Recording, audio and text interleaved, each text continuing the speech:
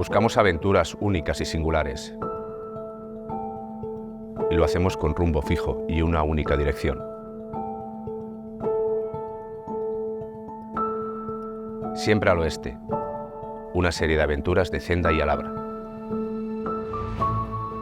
Llueve en el exterior y estamos en este podcast tan alucinante de Zenda y Alabra que se llama Siempre al Oeste. En el oeste no llovía, pero bueno, es lo que tiene, ¿no?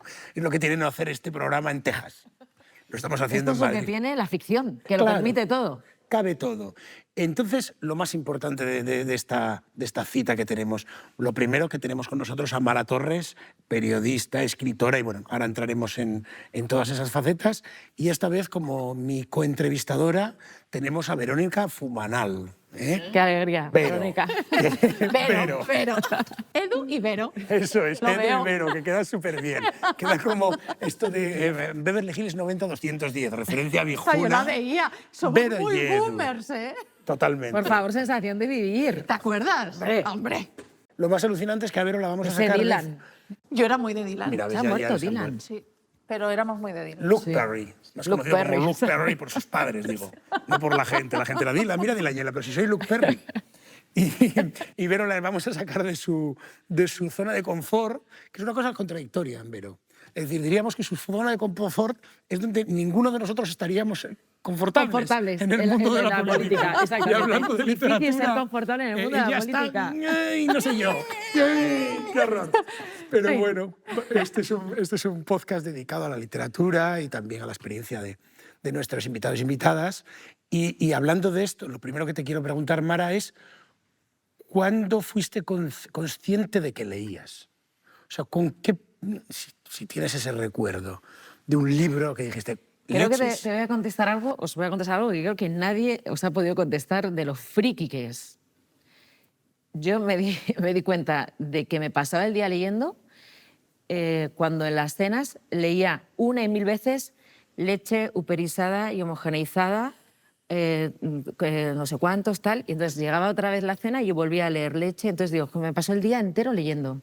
Pero es que lo he recordado muchas veces. O el vinagre. Le daba la vuelta y yo, el vinagre tiene estos ingredientes, ta. O sea, ese es mi primer recuerdo lector. En la cena, el tetrabric.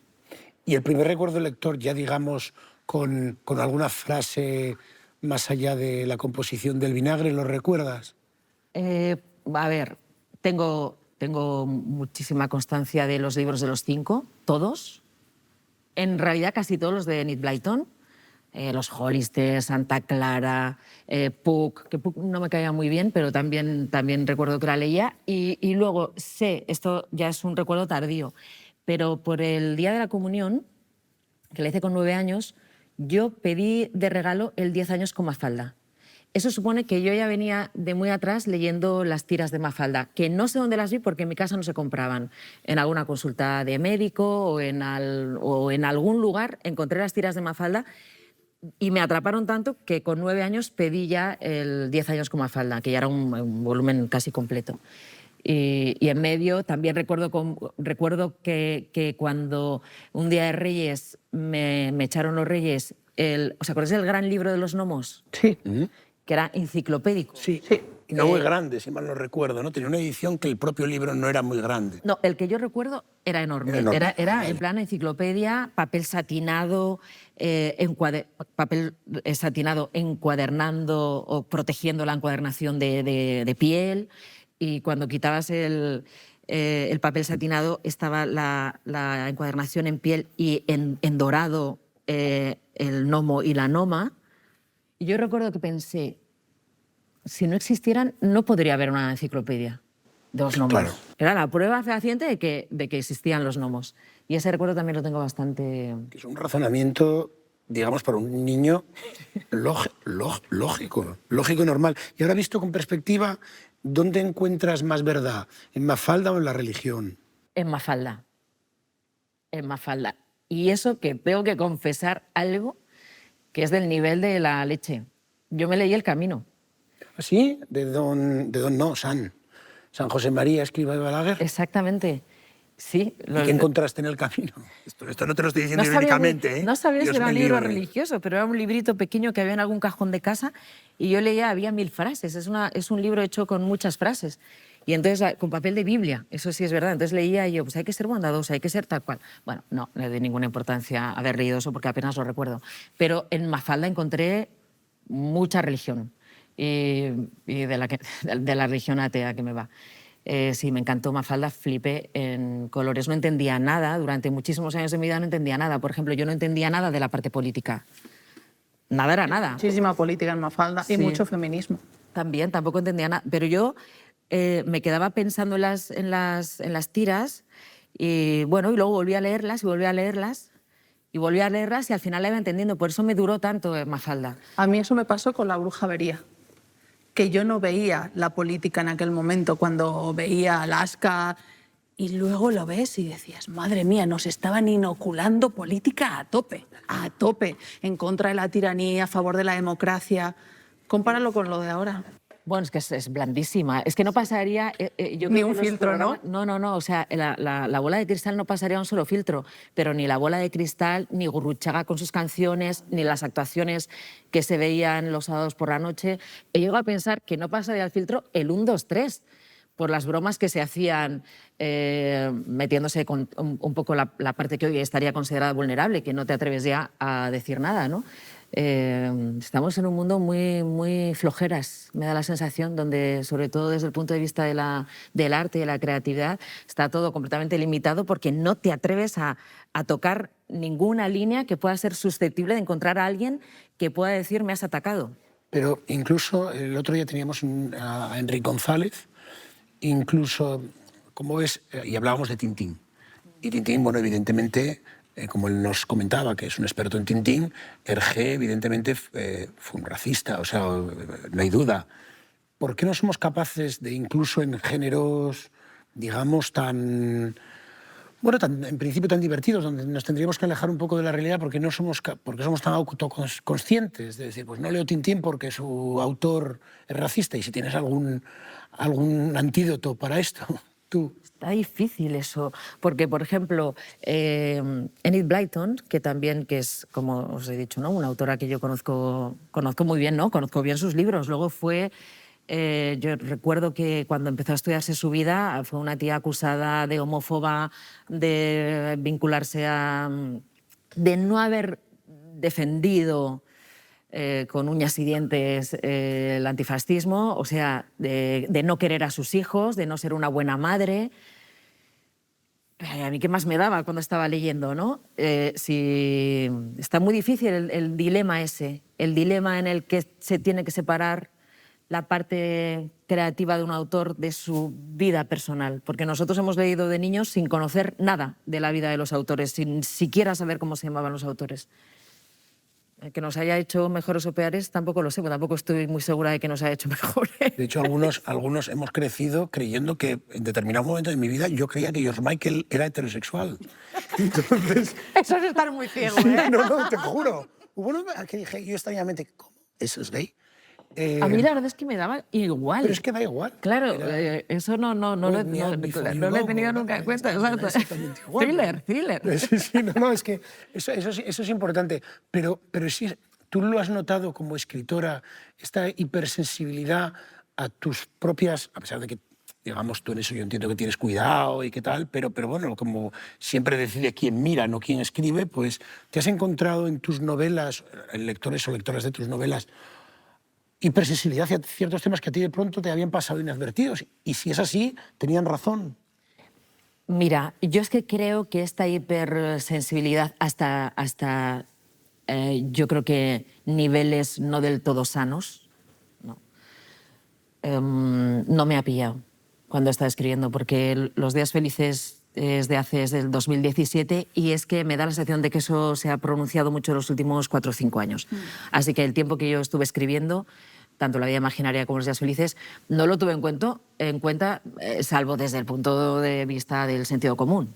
Pero no es algo que hubiera tenido en cuenta. Sin embargo, si volviera a escribir ahora, estaría fastidiada porque sabría que me está limitando en mi libertad creadora, ¿no? Yo escribo lo que quiero y el que lo recibe, que lo reciba como quiera, pero indudablemente estamos escribiendo para que nos lean. Lectores y lectoras de todo el mundo, cuantas más tengas, en realidad no estoy muy segura de que vaya mejor o más crece tu ego, pero en todo caso, tú escribes algo para que a la gente le guste, le haga disfrutar, le entretenga, le provoque miedo o cualquier tipo de sensación, ¿no? Y estaría preocupada, según estaría escribiendo, pensando, es que igual aquí, es que igual esto no es del todo, no es políticamente correcto, eso es lo que me fastidia. Nos hemos hecho de repente políticamente correctos. ¿Me vais a volver a hacer hablar de lo mío? Sí. Sí, bueno, Cago en la por mar. favor, por eso estás... A ver, yo fíjate, creo que de alguna manera este tema del políticamente correcto yo lo discuto mucho, ¿no? Porque las palabras se utilizan de una manera para intentar dirigir determinadas formas de pensar, ¿no? Y hay determinados discursos que hablan de que respetar los derechos humanos, por ejemplo, el feminismo, es políticamente correcto y yo no estoy de acuerdo. Es decir, yo creo que el humor, que esto es un debate que aparte con Edu hemos hablado un montón de veces, ¿no? El humor lo debe poder casi todo, ¿no? Porque a través del humor es a través de cómo el ser humano piensa, de cómo le damos la vuelta y las mayores barbaridades se pueden decir gracias al humor. Pero es cierto que yo cuando alguien dice políticamente correcto, yo me pongo una, como dicen los modernos, una red flag, ¿no? ¿Por qué? Porque ahora mismo, claro, hacer mofa de determinados colectivos, pues a mí me parece que sí, que el ser humano avanza, evoluciona y que como sociedad debemos ser conscientes, ¿no? De que hay algunas cosas pues que no es que sean políticamente correctas, es que no están éticamente bien. Es que yo estoy totalmente de acuerdo con lo que dices, pero en lo que disiento es que yo no creo que políticamente correcto sea hablar de todo lo que respeta los derechos humanos. Obviamente, no, voy más allá. Tú hablas del humor, yo hablo de la ficción en general.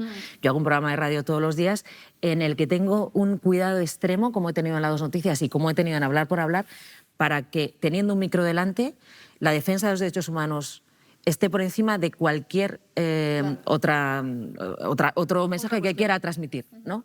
Vale, pero cuando hablamos de ficción o hablamos de humor, que yo casi, o de libertad creativa encima de un escenario, en un teatro, es que hasta en eso nos estamos cortando. Es que no tiene nada que ver es otro política. ámbito. O sea, quiero decir, hablar desde el siglo XXI en el que estamos, año 2023, a un público que te va a recibir, que todo lo que tiene que ver con la creatividad, porque entonces no dejas a la mente que sea libre. Yo estoy completamente... Y la cancelación, de, por ejemplo, de Roald Dahl o de otros autores, ¿no? Que se ven ahora con ojos del siglo XXI, a mí me parece una atrocidad intelectual, básicamente, porque yo misma...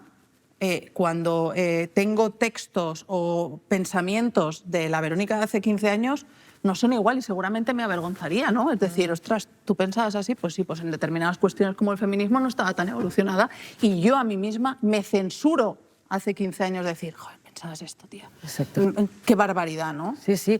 Mira, el otro día, con respecto a esta revisión que se está haciendo de todos los textos de autores y de autoras, entrevisté a Javier Gomá para no me acuerdo qué cuestión, ¿no? Pero desde que me dio una respuesta acerca de si el mundo tiene esperanza, yo me he quedado con el argumento porque me vale para todo esto. Entonces él dice, ¿yo creo que hay esperanza? Sí, ¿por qué? Porque si yo le pregunto a un homosexual, ¿preferirías ser homosexual ahora o hace 100 años? Te dirá que ahora. Si yo le pregunto a un negro, ¿ahora o hace 100 años? Te dirá ahora. A una mujer, a un enfermo, a un anciano.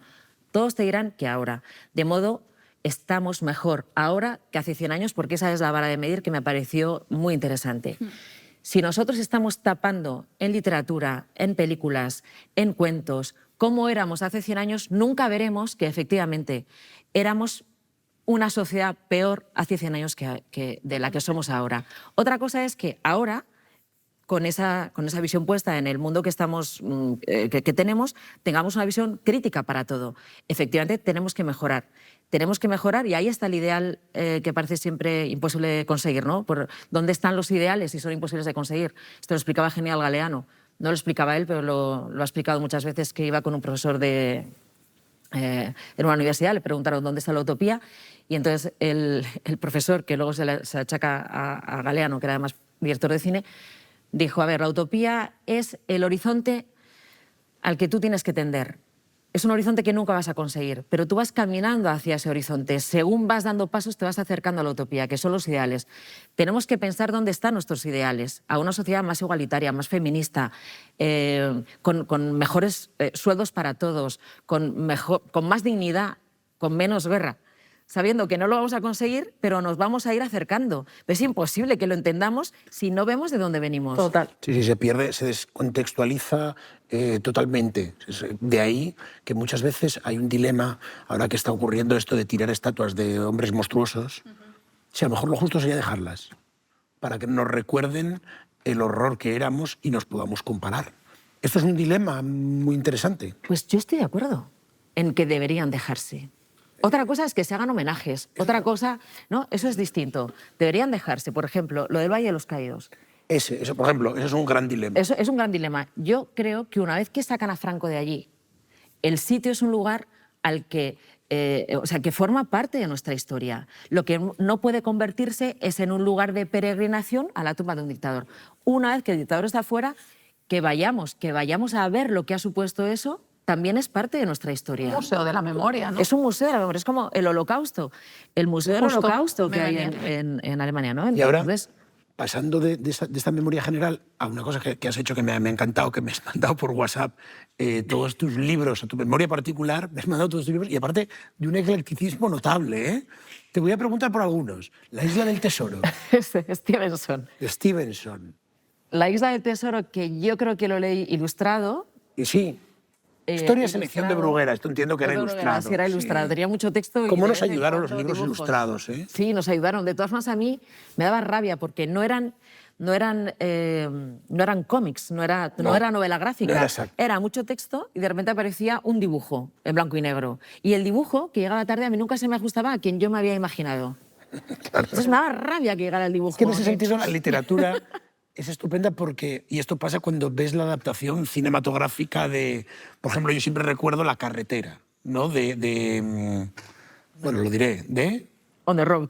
No, La carretera, la película es de Viggo Mortensen y la novela es del autor de Nunca no es país para viejos. Y siempre me imaginé a Ed Harris. No me imaginé a Viggo Mortensen, porque para mí Viggo Mortensen, en un mundo apocalíptico con un niño, puede salvarlo perfectamente. O sea, no es ningún drama. Viggo es a la triste, ¿sabes? Entonces, es como una frustración de decir... Es más libre la literatura, ¿no? El imaginar esto, por eso me acaba de recordar es esto. claramente lo que me pasaba con los libros ilustrados. Pues yo también leí ilustrado David Copperfield, por ejemplo, Claro. o qué sé, Emil. Sí, aquí Miguel Strogoff también, Miguel Strogoff varios que también, mandaste, sí, sí. sí, sí. Entonces no era que fuera una novela gráfica, que también he leído novela gráfica, aunque no he sido muy fan de la novela gráfica. La he descubierto igual mayor.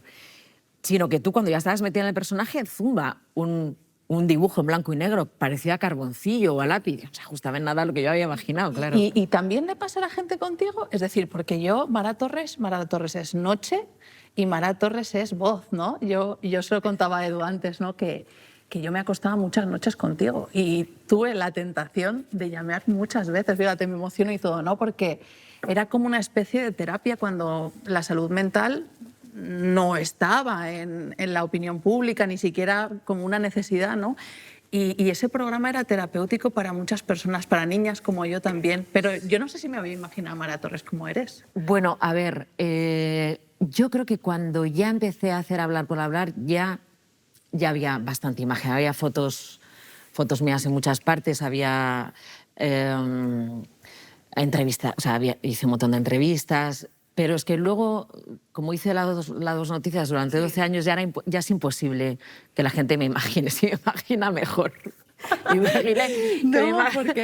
me imagina mejor, pero es un poco difícil ya. Pero los años que hacía Hablar por Hablar, es verdad que la gente no imaginaba que fuera tan joven. Sí. Yo hacía Hablar por Hablar, no sé si lo empecé a dirigir con 20, no me acuerdo, 23, 24, me estoy inventando, pero era súper joven. Si os dais cuenta, esa época de Hablar por Hablar, que fueron 5 o 6 años gloriosos en audiencia, en éxito, en todo, en premios, yo apenas opinaba, por no decir que no opinaba nada Y no era por mantener la esencia del programa que había inventado Gemma Nierga, porque entre Gemma Nierga y yo también estuvo Fina, o sea, cada una daba el aire que quería al programa, sino porque yo era tan joven que no tenía nada que decir con seguridad. Eso que se conseguían hablar por hablar, hacía mucho tiempo que ya lo hacían las redes sociales. El objetivo de un programa de confidencias, las redes sociales lo habían dado la vuelta completamente, y a la gente comentaba en redes sociales lo que le pasaba relacionado con la salud mental o con cualquier otra circunstancia de la vida, ya encontraba todo lo que tenía. Entonces era una fórmula que se pedía, o sea, que yo creo que la comunicación tenía que cambiarla. Llevábamos 26 años hablando por hablar, pero es que antes estuvo Encarna Sánchez y la noche estaba reservada a la confidencia desde hacía 40 años. Pero es que estamos en otro tiempo. Pero sí, yo espero que me imaginen más joven. Perdona. Que me imaginen como entonces. Con 23 años, ¿no? Con 23. Pero con lo que con sabes 30, ahora, con ¿no? 35. Sí.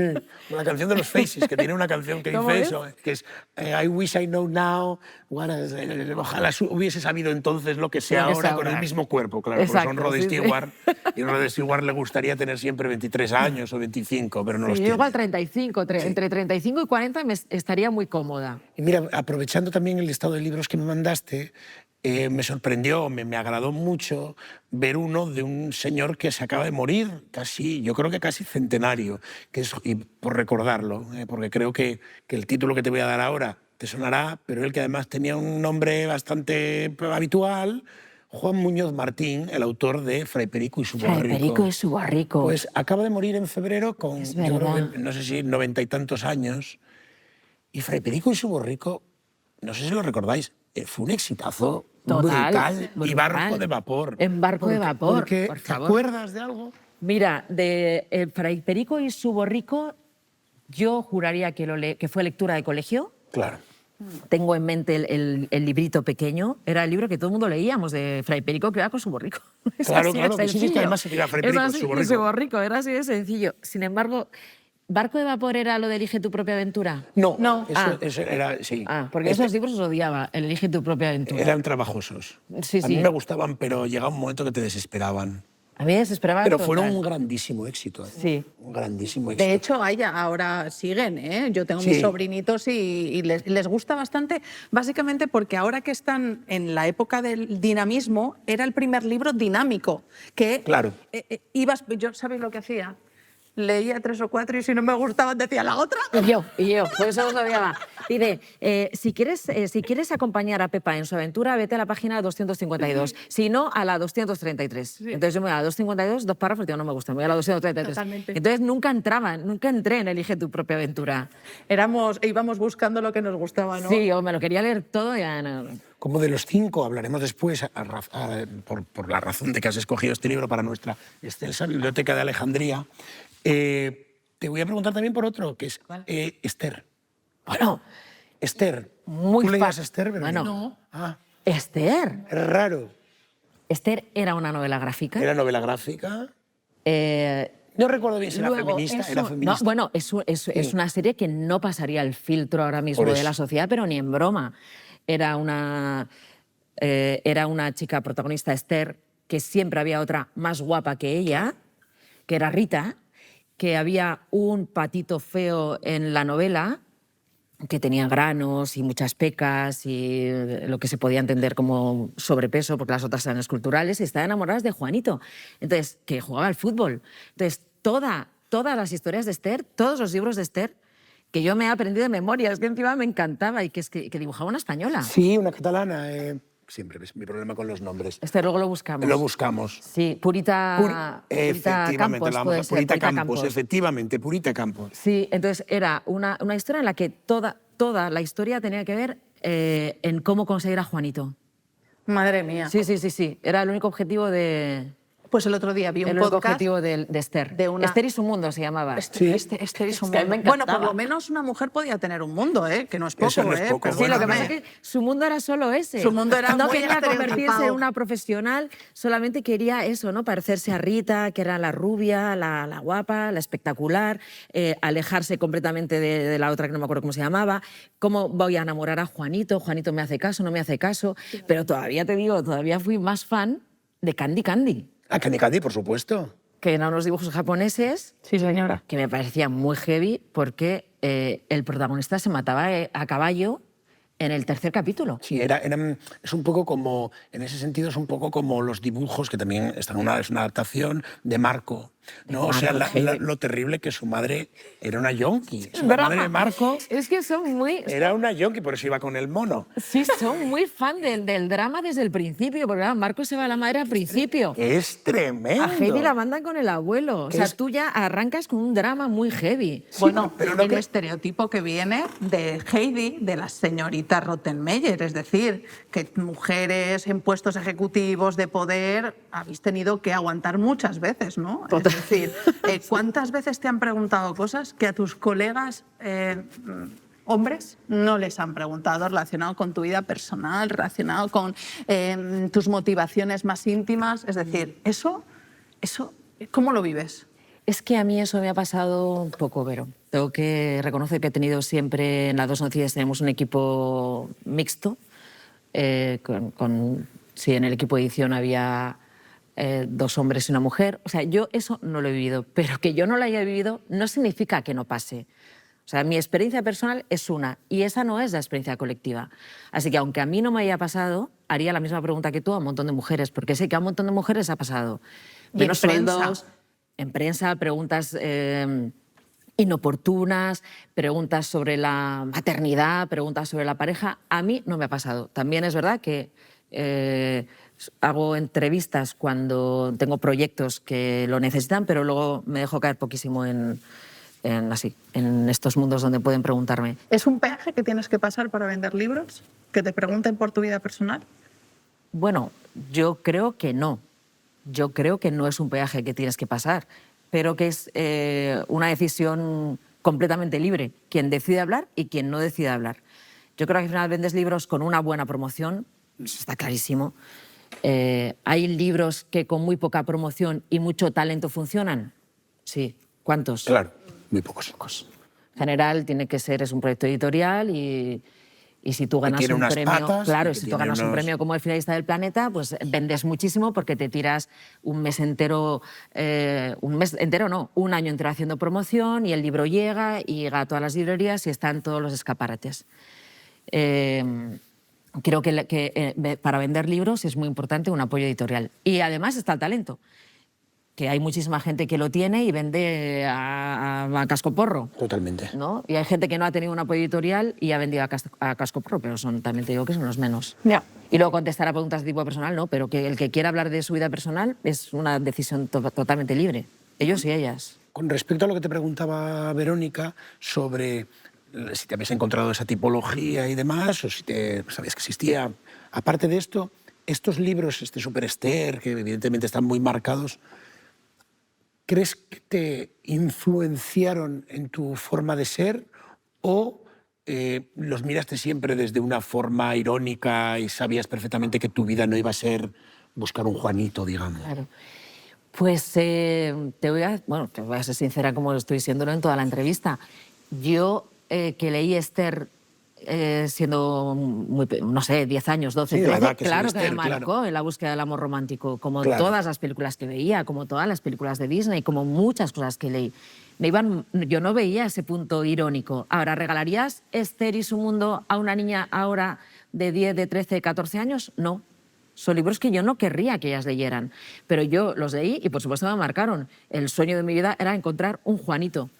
También leía Mafalda, o sea, leía mucho claro, más que esa es la Mafalda. contradicción. Entonces igual ahí está el término medio, Claro. ¿no? En el que estaba muy metida con una niña que quería arreglar el mundo, pero a la vez leía Esther y no, yo quería ser, como Rita, la guapa de de la novela gráfica. ¿Y quién no quiere ser la guapa? Si es que nos lo han marcado Es increíble. a cañón. Es que... Yo siempre he pero querido eso- ser un pero- rato feo. Pero ahora no Yo regalaría- siempre aspiraba a ser el feo. No regalaría nunca ahora esos Pero, libros pero fíjate, a las niñas, y a la los niños. guapa no puede ser lista, pero Bueno, claro. el guapo puede ser listo. Puede ser listo, sí, sí. Nadie no, te no, decía que Juanito fuera listo, ¿eh? No, Era no. un chaval que No, jugaba al Juanito fútbol. era un idiota, era un imbécil. Yo leí alguna Esther de alguna prima y Juanito era guapo, un imbécil. Era, no sé, era... Tú no Que querías en paz ser, descanse, Claro. era Matthew Perry. Total. tú no total.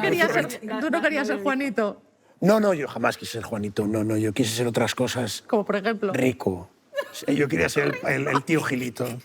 Antes, tío Gilito me parecía fascinante. Es que a los hombres Las os pedía aventuras. que fuerais ricos, Sí, que fuerais por supuesto. poderosos Y y con que fuerais poder. exitosos. Por supuesto.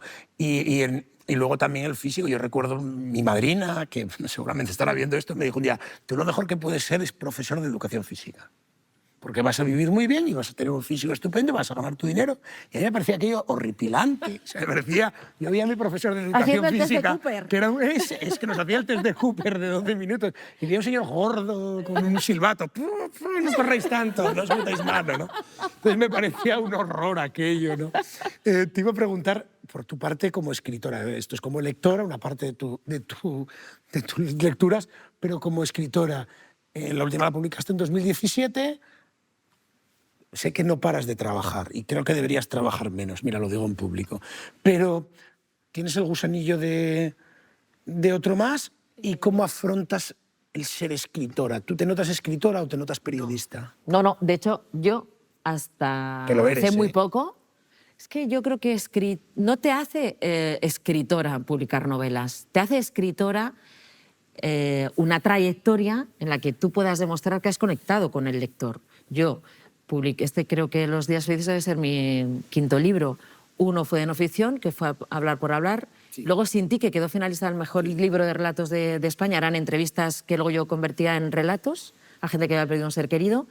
Después escribí a Imaginaria y claro, de repente gana el finalista del Planeta con la primera novela. Eso fue un boom inesperado. Yo siempre he dicho que es lo más sorprendente que me ha pasado en mi vida profesional. Y luego publiqué Los días felices, que también fue genial de lectores. Pero es que publicar 4 libros no te hace escritora. Yo creo que el escritor es alguien que se levanta por la mañana y dedica 6, 8, 10 horas a escribir como yo dedico a la radio.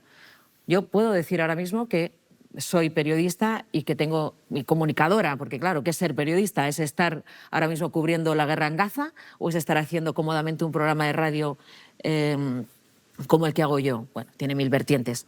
Me siento mucho Cómodamente, más- yo no diría. No, bueno, a ver, lo estoy No te- comparando no te con estar en quites. Gaza, ¿no? Lo Sí, estoy comparando pero- con estar en Gaza. Estoy más Claro. cómoda yo en mi estudio que el que está ahora mismo cubriendo la guerra en Gaza.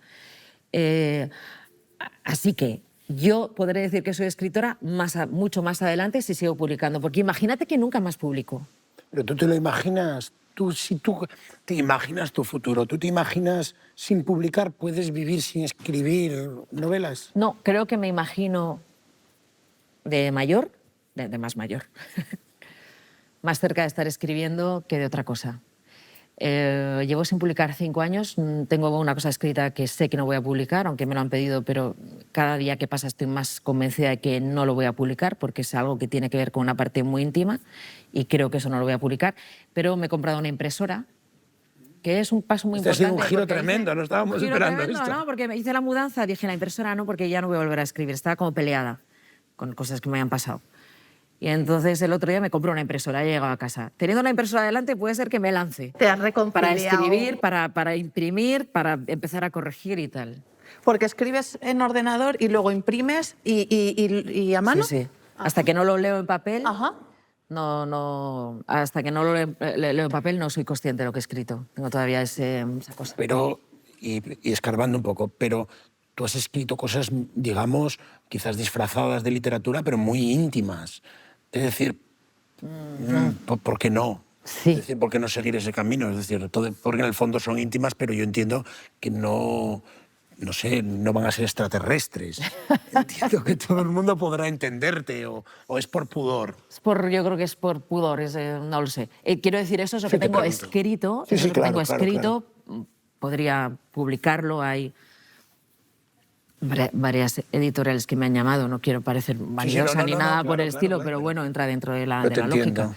Y una vez que lo he escrito y lo he vomitado y lo he soltado, creo que solo necesitaba eso para empezar de cero otra vez. Tú afrontas la literatura como terapia en alguna ocasión, ¿no? ¿La has afrontado? Lo afronté. El libro Hablar por hablar era muy divertido. El libro de Sin ti fue muy choqueante, ¿no? Porque eran 4 relatos sobre la pérdida del ser querido pues en Victoria Rodríguez, la muerte de Güero Vallejo después de Todavía Compartida, la muerte de Dulce Chacón en su hermana Inma Chacón, la muerte de Javier Tussell en su hija Beba Tussell. En fin, que me encontré con un material muy potente, ¿no? Emocionalmente. Y luego escribí La Imaginaria para quitarme de todo mal y reírme mucho de mí misma, porque sí que es verdad que estaba basado también en una ruptura y, bueno, todo me salió bien, porque si una ruptura saca un finalista del planeta, o sea, a partir de ahí, ¿no? Vamos a romper cuántas veces más tenemos que romper. Muy rentabilizada, nos parece bien, ¿no? Pero no, tengo que pensar, tengo tomada la decisión de que eso que he escrito estos años no lo voy a publicar. Pero una vez que ya lo tengo escrito, ahora puedo empezar de cero. Vale, muy bien, si no podemos hacer como los Beatles, cuando ya no estés, de público como John Lennon, ¿no? Ahora con esta nueva canción, ¿no? Bueno, veremos. Esto es un gancho de marketing interesante. Sí, totalmente. Porque, no. Bueno, nunca, yo prefiero que no te mueras, esto vaya por delante. Y también prefiero, porque ya estamos terminando, vamos a pasar a hablar, antes de hablar un segundo de los 5 y colocar en la biblioteca esto, te queríamos dar desde este podcast audiovisual de Alhambra y Zenda, siempre al oeste, te queremos dar las gracias y sobre todo, enhorabuena por el Ondas, porque te has llevado un Ondas por el Faro. ¿Qué se siente? A ver, teniendo en cuenta que el Ondas es el premio más prestigioso de la radio, teniendo en cuenta también que lo da Prisa, es una alegría inmensa. Mira, sobre todo yo pensaba en el equipo, porque es verdad que es un programa que ha supuesto renovar la madrugada, que era nuestro objetivo, pero sobre todo ha renovado la relación con el oyente, que era cuando yo lo inventé, mi objetivo número 1 era reencontrar nuevos caminos para conectar con el oyente, y creo que eso lo hemos conseguido. Y luego el curro que da el Faro, os lo podéis imaginar. O sea, os lo podéis imaginar. Yo creo que entramos en la radio a las 6 de la tarde, salimos a las 4 de la mañana y no nos levantamos de la silla.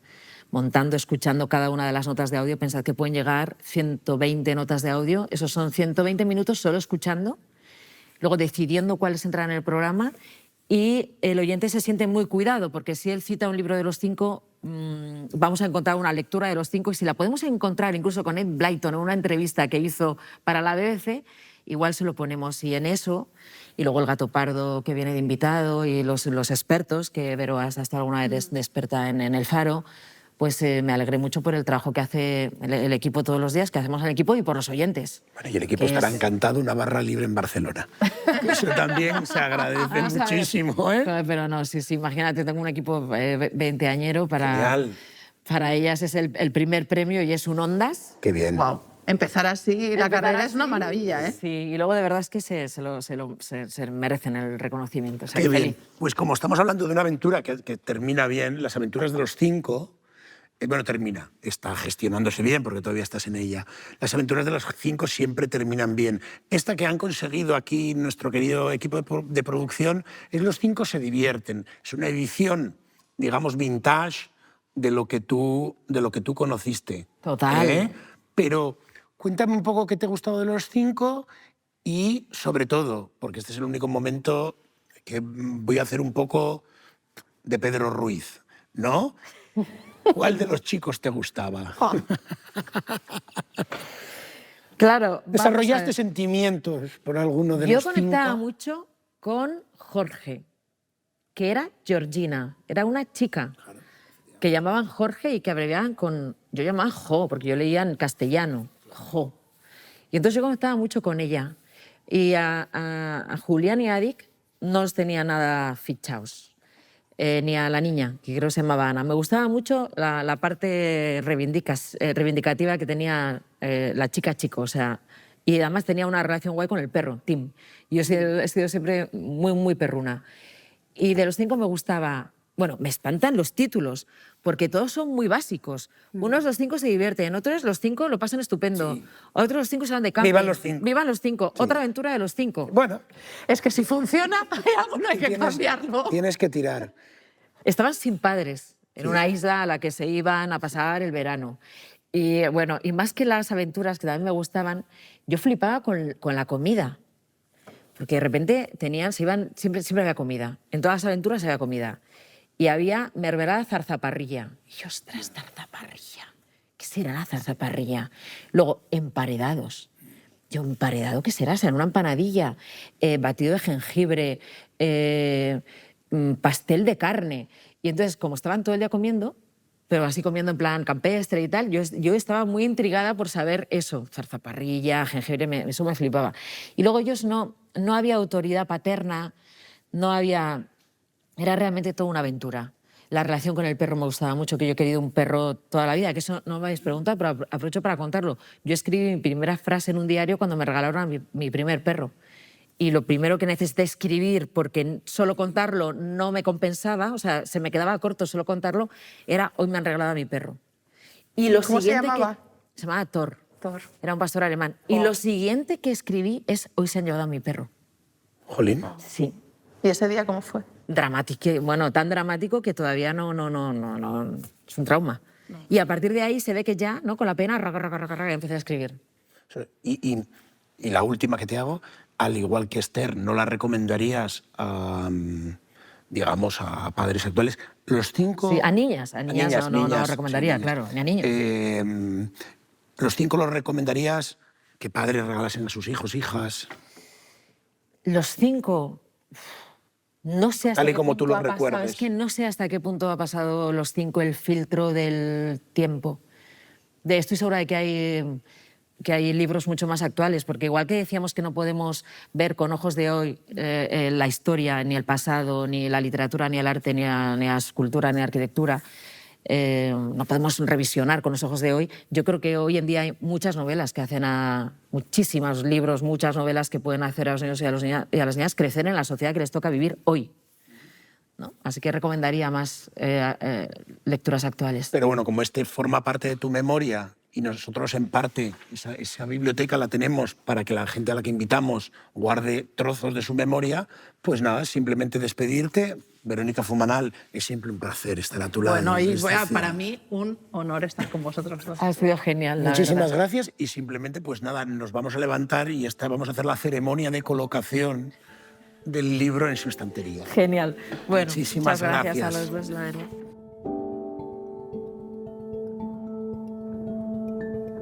Siempre al oeste. Una serie de aventuras de Zenda y Alabra.